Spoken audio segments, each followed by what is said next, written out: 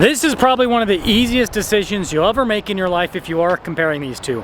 I'll include a link to the Doug Smith Dodge Ram Jeep Chrysler's website in the description down below. They're providing us with both this Durango and this Grand Cherokee. If you have any questions, need any help, just ask for Brad. Let's get right into it.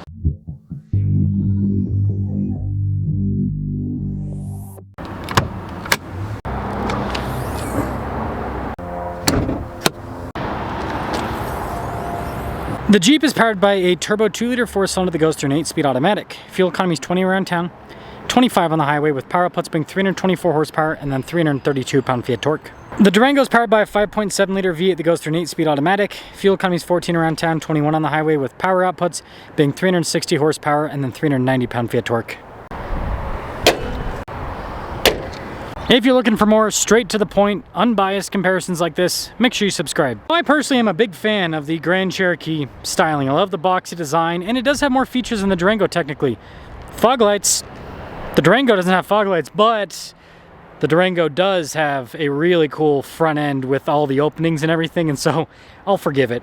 265 by 50 by 20 for the tire and wheel setup on both, and both of these kind of have a sportier design with the wheels, so blacked out on the Jeep, and then you can see it's this dark metallic gray with the Durango. Now this is the Grand Cherokee L. You can also get a 2-row Grand Cherokee, which is a little bit shorter. Anyways, you do have cladding at the bottom, which is kind of interesting because the Durango is all painted. I mean, look how nice that looks. The fender flares, everything is just painted, so it actually looks more premium in a sense, even though the styling is not as fancy in a way. Now, just eyeballing it, it looks like the Grand Cherokee L space behind the third row is a little bit bigger than what we have with the Durango, but they're very, very close. Both of them have manual fold down with the seats. This is, yeah, all pretty much the same. Now, the back end of the Durango might date it a little bit, but I mean, I think the LED light bar still looks cool to this day to an extent. Now, capacity is very important to mention. The Durango can tow about 7,400 pounds. The Grand Cherokee is about 6,200 pounds. And so the Durango is just more capable. Now the third row spacing in both of them is pretty much the same, so you're not really getting a win one over the other with that. You get the nice kind of flat floor in front, and easy with the Grand Cherokee. Now something I want to mention with the Grand Cherokee, thicker glass in the back. You've got some nice trim here. Notice the seats are not perforated or anything like that. And something that's cool about these seats, first off, getting in is easy, but I have this little tab where I can scoot them back. Less room for the rear passengers, who cares about them? Got a net there, we've got heated seats in the back, our own climate zone, USB ports, a full outlet, and then we do have a panoramic sunroof in this. Lighting is not great with this shot, but I do want to mention that the back of the Durango might be a little bit narrower for the third row. And then the other thing with the seat, that's not completely identical. So this one you have a red strap you pull up, and you pull that to flip the seat down, but they're both very easy to use with the functionality. And notice the seats are perforated. You do not have thicker glass in the back of the Durango, but the materials don't feel any cheaper than the Jeep. They actually kind of feel nicer in a way. And then getting in is very easy. We've got heated seats in the back, USB port, outlet, vents, all of that. And then we do have our own climate zone. Blind spot monitoring with the Jeep. Again, thicker glass up front. We've got pretty nice materials here. Automatic for the front 2 windows, memory seats. And then again, they're not perforated because this does not have a cooled seat function to it. Getting in, it's easy. Sounds pretty solid. Stop start buttons there. Full digital. And then the steering wheel, you've got nice trim all around. This does have an advanced adaptive cruise control system with steering assist and all of that. And then surprisingly, I thought it would have a 360 at this price point. Does not. And the new infotainment system, why is it not on? It's pretty good. Takes a second for stuff to load up. You've got this kind of like little charge area. We do have a dial shifter. Drive modes, cup holders, and the center console. Nice trim here on the top. And just regular rear view mirror, and like I said earlier, panoramic sunroof. Blind spot monitoring, thicker glass up front with the Durango, and again, I think the materials feel almost nicer in a way. Automatic for the front 2 windows. We also have memory seats. Sorry, it's kind of cramped here, but look at the seat, perforated because it actually has cooled function. The Jeep only had heated seats. So far the Durango actually has more features in a way. I think that sounds just fine. Oh, stop starts up here. Partially analog gauge cluster. The Jeep was all digital. And then you still get adaptive cruise control with this. It's just not going to have the fancy steering stuff, but I'm okay with steering the car myself. Goodness gracious. Potato cam. That's one thing. On the infotainment system, I think it actually almost, well, seems about the same. Look at this, tons of physical buttons. I think that's more user-friendly. Got a phone charging pad there. And I just like this whole thing. feels more ergonomic. This has an all-wheel drive low. It even has trailer brake controls integrated from the factory. You got a 12-volt there. Nice trim here on the top. But you do just get a regular sunroof, no pano. That Durango's about $52K. The Jeep is over $53K, so the Jeep's actually more expensive. Let's drive them. Let's start off in this turbo Jeep first. Man, one of the easiest decisions of your life. Like I said, if you're making this comparison, easy peasy lemon squeezy. Now the Jeep is a good car. The seats are pretty comfortable, it's nicely insulated.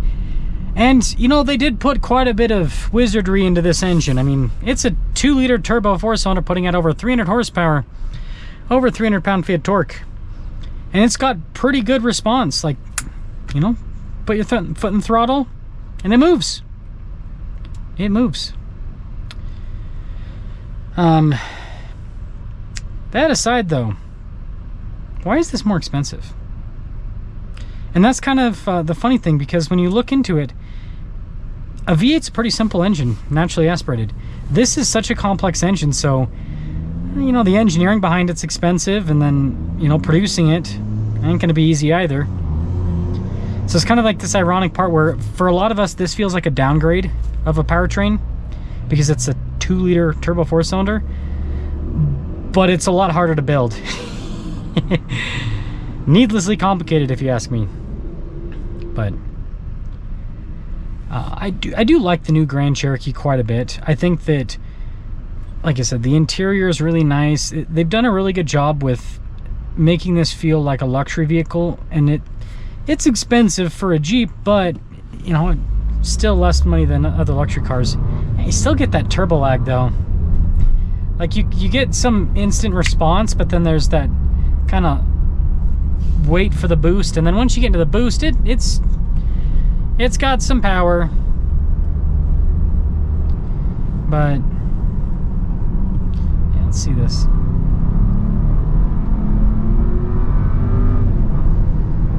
It's got a good top end. For a 4-cylinder turbo, this thing ain't bad. More wind noise than I thought there'd be. Again, it's not bad, but it's very noticeable. Suspension's pretty comfortable. It's a good highway cruiser.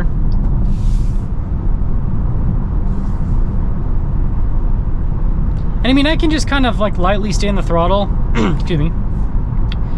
And it stays up to speed.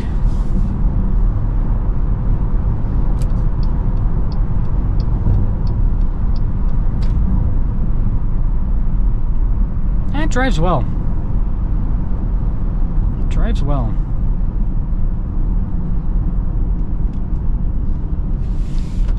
So, Jeep owners, am I right? And Idaho plate. Double am I right? Anyways, well, it depends on the part of Idaho. East Idaho, usually pretty cool. West Idaho, yeah, questionable. Depends on the part of West Idaho. It's a nice car. We're gonna go pop in the Durango now, and I mean, I'll be shocked. I'll be shocked by what happens next. Just kidding. Yep, just by the Durango. There you go. End of review. I mean, seriously, it's not even close. It's not. They're not even in the same universe anymore. And I know that Jeep people are gonna be like blah blah blah blah blah blah blah blah blah. They always are. Well, it depends. Some Jeep people are kind of cool. They're cooler than Toyota people on average, I will say that.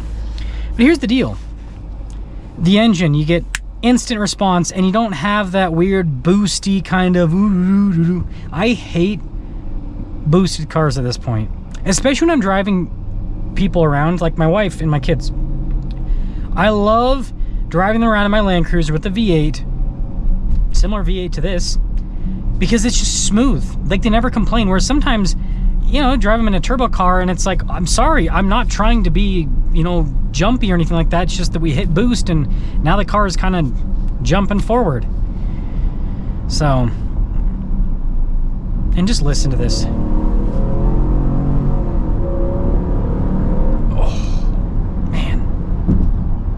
Nothing's better.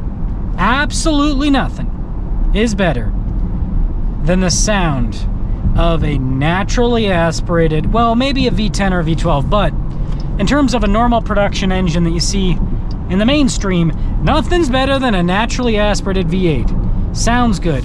Oh, this person's trying to get in. Sorry. Wasn't trying to be mean, Corolla. Anyways, it's beautiful. It's smooth. It's so smooth. There's so much torque. Just always on tap. I feel like the cabin noise is pretty similar to the Jeep. See, they seem pretty close to each other. The ride quality might be a bit firmer in this, but it's comfortable enough where didn't really notice.